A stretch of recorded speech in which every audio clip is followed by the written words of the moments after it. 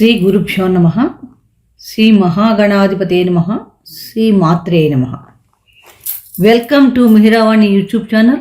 మీ doctor Sundari ప్రేక్షకులకు నమస్కారం. ఈరోజు మనం ఈ వీడియోలో ఫిబ్రవరి 1వ తారీఖు అంటే ఫిబ్రవరి 1, 2024 నుంచి 28 ఫిబ్రవరి 2024 వరకు గల గోచార గ్రహ సంచారం ఆధారంగా ద్వాదశ రాశుల వారికి ఎటువంటి ఫలితాలు ఉంటాయి, ఉద్యోగ వ్యాపార కుటుంబ విషయాలు ఎలా ఉండబోతున్నాయి, ఏ ఏ గ్రహాలు అనుకూలమైన ఫలితాలు ఇస్తున్నాయి, ప్రతికూలతలు తగ్గించుకోవడానికి ఏ పరిహారాలు పాటించాలి, ఇలా ద్వాదశ రాశుల విషయాల గురించి మనం ఈ వీడియోలో చర్చిద్దాం. ఫలితాలకు వెళ్లే ముందు అసలు గ్రహాలు ఏ రాశుల్లో సంచరిస్తున్నాయో, ఏ గ్రహాలు ఏ రాశుల్లో సంచరిస్తున్నాయో తెలుసుకుందాం. మేషరాశిలో గురు సంచారం జరుగుతోంది. కన్యలో కేతువు. ధనస్సులో కుజుడు ఫిబ్రవరి 4వ తారీఖు వరకు, తదుపరి ఉచ్చస్థితైన మకర రాశిలో సంచారం చేస్తాడు. శుక్రుడు ధనస్సులో 11వ తారీఖు వరకు, తదుపరి మకర రాశిలో సంచారం. మకరంలో రవి ఫిబ్రవరి 13 వరకు, తదుపరి కుంభరాశిలో సంచారం. బుధుడు 18 వరకు మకరంలో, 19 నుండి కుంభరాశిలో సంచారం సాగిస్తాడు. కుంభంలో శని భగవానుడు, మీనంలో రాహువు. చంద్రుడు చిత్తా నక్షత్రం కన్యారాశి నుండి సంచారం ప్రారంభించి 12 రాశులు పూర్తి చేసుకొని హస్తా నక్షత్రంతో సంచారాన్ని ముగిస్తున్నాడు. ఇటువంటి గోచార గ్రహస్థితి ఆధారంగా ద్వాదశ రాశుల వారికి ఈ ఫిబ్రవరి మాసంలో ఎలా ఉండబోతోంది అనే విషయాల్ని మనం ఈ వీడియోలో తెలుసుకుందాం. ఒక్కొక్క రాశి గురించి తెలుసుకుందాం. చక్కగా అన్నీ విని ఆ పరిహారాలను చక్కగా పాటించండి అందరూ కూడా. మకర రాశి. మకర రాశి వారికి ఫిబ్రవరి 2024 ఎలా ఉండబోతోంది అని చూసినప్పుడు, ఉత్తరాషాఢ నక్షత్రం చెందిన 2, 3, 4 పాదాల వాళ్ళు, అలాగే శ్రవణ నక్షత్రం 4 పాదాల వాళ్ళు, ధనిష్ఠ నక్షత్రం 1, 2 పాదాలు చెందిన వాళ్ళు మకర రాశి వారు. రాశ్యాధిపతి శని ద్వితీయంలో స్వక్షేత్ర స్థితి మరియు శని యొక్క తృతీయ దృష్టి చతుర్థ భావం పైన ఉంది. సప్తమ దృష్టి అష్టమ భావం పైన, దశమ దృష్టి లాభస్థానం పైన. అలాగే రాశిలో 4 గ్రహాలు రవి, బుధ, కుజ, శుక్రులు కూడా కలవబోతున్నారు. ఇటువంటి గోచారం వలన మకర రాశి వారికి ఈ మాసంలో కొంచెం మిశ్రమ ఫలితాలు గోచరిస్తున్నాయి. మాస ప్రారంభంలో దశమ లాభాధిపతులు కుజ, శుక్రులిద్దరు కూడా వ్యయ స్థానంలో సంచారం వలన కార్యాలయంలో కొంచెం ఇబ్బందులు ఉండే అవకాశాలు కూడా ఎక్కువగా కనిపిస్తున్నాయి. అంటే అనవసరమైన గొడవలు కానీ, చిన్న చిన్న సమస్యలు రావటం, అనుకున్న పనులు సమయానికి పూర్తి కాకపోవడం, ఇలాంటి పరిస్థితి మీకు ఎక్కువ కనిపిస్తుంది.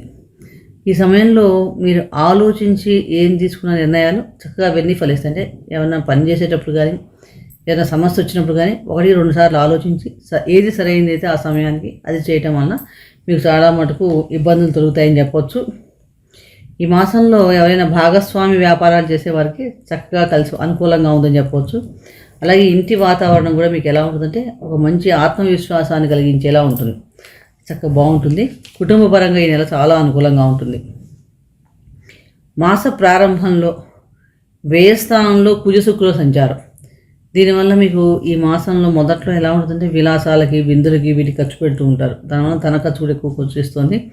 అలాగే అలా ఈ ఎక్కువ విలాసాలకు పార్టిసిపేట్ చేయడం వల్ల కొంచెం శారీరక వ్యాయామం తగ్గడం వల్ల కానీ ఏదైనా కానీ ఆరోగ్య విషయంలో చిన్నపాటి సమస్యలు ఇబ్బంది పెట్టే అవకాశాలు కనిపిస్తున్నాయి. ఎవరైనా సాహిత్య, లలిత కళారంగాల్లో ఉన్న వాళ్ళందరికీ కూడా ఈ మాసంలో మీకు మంచి మంచి అవకాశాలు వస్తాయని చెప్పవచ్చు. కలిసి వస్తాయి, కొత్త అవకాశాలు వస్తాయి.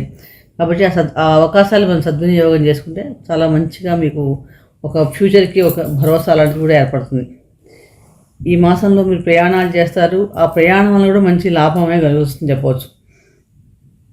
ఉద్యోగ ప్రయత్నాలు చేసేవారికి, ఎవరైనా నిరుద్యోగులు ఉండి చాలా కాలంగా ఉద్యోగం కోసం ఎదురు చూసే ప్రయత్నం చేస్తుంటే ఈ మాసంలో వారికి ఏదో ఒక చిన్న ఉద్యోగం అయినా సరే తప్పకుండా దొరుకుతుంది అన్నమాట. ఫిబ్రవరి 5 తర్వాత చతుర్థాధిపతి కుజుడు రాశిలో సంచారం. కుజుడు అనేది ఒక అగ్రెసివ్ ప్లానెట్. రాశిలోనే సంచారం చేయటం వలన మీకు ఒక రకమైన కోపం రావటం కానీ, అనవసరమైన మనశ్శాంతి లేకపోతే ఓవర్ ఎంతూజియాజం కానీ, ఓవర్ ఎనర్జీ ఉండటం కానీ లక్షణాలు ఉంటాయి. దానివల్ల చిన్న విషయాలకి చిరాకు పడటం, స్నేహితులతో కలహాలు రావటం ఇలాంటివన్నీ కూడా ఎక్కువగా గోచరిస్తున్నాయి. కాబట్టి ఇక్కడ కొంచెం జాగ్రత్త ఉండాలి. అలాగే ఎవరికైనా ధనం ఇచ్చి ఉండుంటే పూర్వకాలంలో ఆ డబ్బు మీకు రావాల్సిన ధనం సమయానికి చేతికి అందకపోవడం, అంటే మీరు అనుకున్న సమయానికి రాకపోవడం వల్ల కూడా మీకు మీలో ఒక అశాంతి పెరుగుతుంది అన్నమాట. ఏంటి నాకు ఇప్పుడు అవసరమైనప్పుడు నాకు కుదరట్లేదు, నేను అనవసరంగా అప్పు చేయాల్సి వచ్చింది ఏలాగా అనే ఒక అశాంతి, అసహనం కూడా ఎక్కువ ఏర్పడుతుంది. ఈ సమయంలో వ్యవసాయదారులకు కానీ పారిశ్రామికవేత్తలకు కానీ పరీక్షా సమయంగా ఉంటుందని చెప్పవచ్చు. అంటే ఏ పని చేయాలో సమయానికి డబ్బులు రావు, పనులన్నీ లేట్ అవుతూ ఉంటాయి. కొంచెం అలాంటి పరిస్థితి ఎక్కువగా ఉంటుంది. అంటే ఏ పని ప్రారంభించినా కూడా కొంచెం ఆలస్యం అయ్యే అవకాశం ఎక్కువగా ఉంటుంది. సమయానికి ధనం రాకపోతే రుణాలు చేయవలసిన పరిస్థితి, రుణభారం పెరగడం, అలాగే ఇంటికి కావాల్సినవి కానీ ఆఫీస్కి కానీ వస్తువులు కానీ కొత్త వస్తువులు అరేంజ్మెంట్ చేసేటప్పుడు అవన్నీ కూడా వాటిలో ఇబ్బందులు ఎదురవడం, ఇలా అనుకోని సమస్యలు లాంటివి ఎక్కువగా కనిపిస్తున్నాయి. అష్టమాధిపతి రాశిలో సంచారం చేయటం వలన ఆరోగ్య విషయంలో కూడా చాలా ఇబ్బంది పడతారు. దీర్ఘకాలిక సమస్యలు ఏమైనా ఉంటే అవి కొంచెం ఇబ్బంది పెట్టే అవకాశాలు కూడా కనిపిస్తున్నాయి. మొత్తం మీద మకర రాశి వారికి ఈ 4 గ్రహాలు రాశిలోనే సంయోగం చెందటం వలన ఒక రకమైన మిశ్రమ ఫలితాలు, ఒక్కొక్కసారి కొంచెం గ్రహానుకూలత ప్రతికూలంగా ఉన్నప్పుడు మనం కొంచెం దానికి సంబంధించిన దైవబలాన్ని పెంచుకోవాలి. కాబట్టి ఈ రాశి వారి అనుకూలమైన ఫలితాల కోసం సూర్య ఆరాధన చేసుకోవటం, ఆదిత్య హృదయ స్తోత్ర పారాయణ చేయటం చాలా మంచిది. అలాగే కుజగ్రహం, గురుగ్రహం, శనిగ్రహం దగ్గర నవగ్రహాల్లో ఈ 3 గ్రహాల దగ్గర మీరు దీపారాధన చేయడం వల్ల చాలా మేలు కలుగుతుంది.